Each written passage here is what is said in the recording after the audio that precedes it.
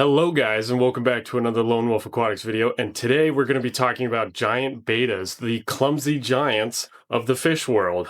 Now, when I say giants, they are no arowana. They don't get 12 inches, 24 inches, whatever big, right? They stay around 5 to 7, maybe 4.5 to 7, around in that area. So they are rather large for bettas, right? They're giant bettas, or some people call them king bettas. Now, these guys are a little more clumsy because of their bigger bodies. They're just happen to be a little bit more clumsy. So with that in mind, make sure that when you are scaping their tank, that you are keeping sharp items out of the way, and there's no sharp rocks or anything jutting into the way that can possibly hurt these fish. I once had a giant betta in the dragon tank or whatever. The link will be down below if you want to see that. He got stuck in between all the dragonstone, and yeah, so he ended up hurting his side. He's fine, thank goodness, but just be aware that they're very curious. They are a little more clumsy, and sharp items in their tank will hurt them. Now, their water parameters are very, very similar to a betta's. They like that temperature range of around 72 to 82. I keep mine at around 75, which they really do well in. I have noticed over the years that if you keep a betta or a giant betta at a higher temperature, they might have better colors, but they will tend to age faster.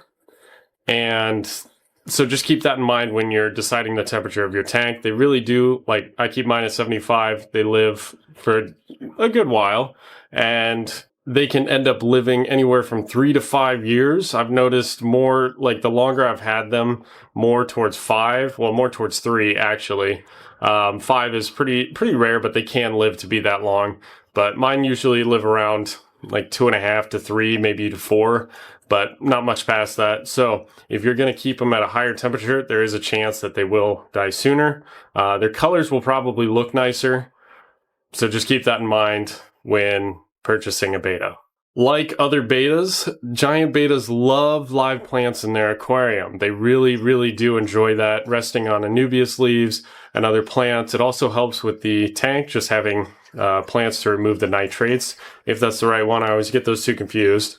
To remove those, they really do like having plants in their aquarium. So every single one of my giant bettas really enjoys their aquariums with plants.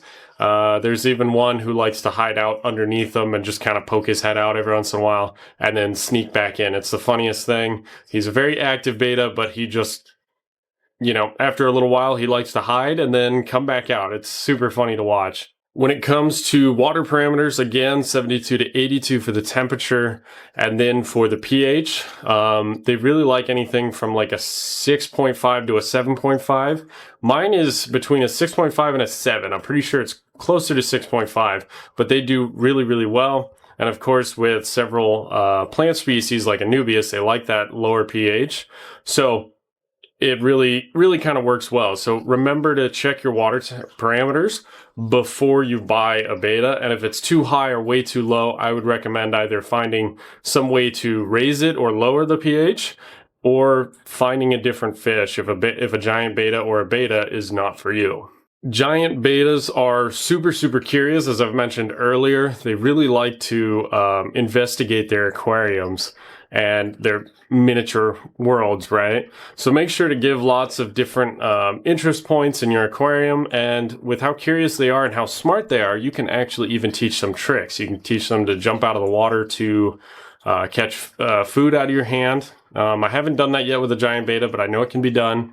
And I have done that with a normal betta. So they're very smart. They're very cute and curious little guys. So make sure to just keep them entertained, and your betta will just fall in love with you. As far as tank mates go for giant bettas, it depends, as I've talked about in previous videos. It really depends on the betta.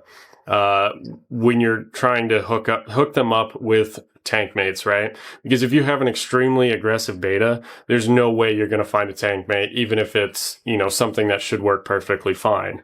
So I've had a couple more mellow giant bettas. I have put them in with some larger tetras, less aggressive tetras, and also My guess would be that you could probably put them in with platies, as long as they were a little, like, on the bigger side. I wouldn't put the smaller adults in, because anything that can fit in a fish's mouth will be eaten. Unfortunately, that is the rule of an aquarium. So when looking at Tankmates and stuff, try and find things that are peaceful, maybe slower moving, not fin nippish. I would not recommend tiger barbs at all. If you don't try it. They're fin nippers and they will kill a beta within minutes. Like, not even kidding. Not funny. I would never try that combination. But I have tried them with smaller, well, larger, slower moving, less aggressive tetras. And I think platies would work really well. Actually, I have done them with platies, and those seem to work really well. Again, you have to monitor the aggression. If you have an aggressive beta, there is a chance that they could cause problems. I wouldn't do anything too small that would fit into their mouth. Again, going back to that rule, anything that fits in their mouth is going to be food, right? So when picking out a Tankmate, be very, very careful with that. And just keep an open mind that maybe Tankmates aren't the best option for a giant beta. Housing requirements. When it comes to keeping a giant beta, you want enough room for them to move freely around, to get enough exercise, and also just to enjoy their surroundings and not just be put into a tiny little bowl. So my recommendation would be to put a giant beta in no less than a 10-gallon aquarium. They seem to do okay in that. A 20-gallon is even better. I've seen betas really enjoy that. They are very active despite how clumsy and kind of slow they are sometimes. They are very active and they do need that space. So as far as my recommendation goes, do not put them in anything less than a 10-gallon aquarium.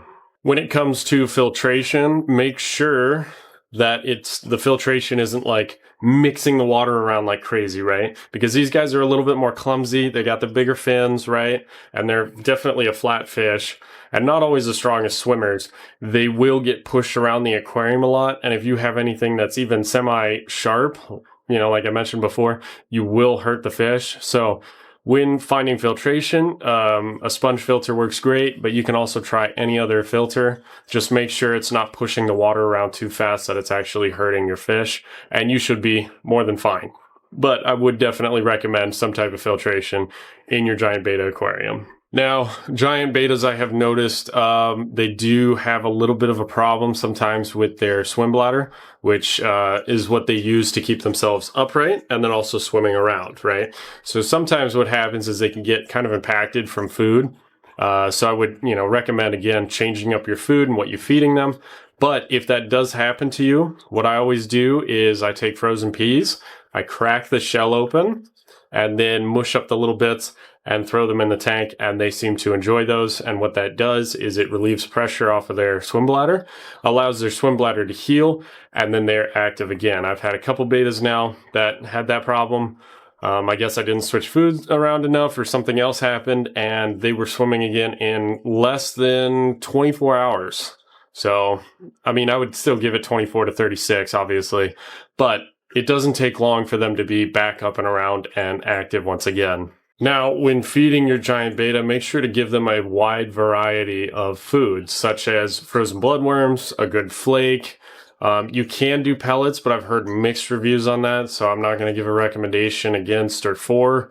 So do with that as you may. But when coming to giant betas, just make sure to give them a good variety of foods that are really good brands, and are healthy for them. And your betas will really enjoy that, and they will live a very long, happy, and healthy life. Now, if you like videos like this and others, please consider subscribing. I would really appreciate that. And if you like this video, smash the like button, and we will see you guys in the next video, hopefully. Have a good one. Peace.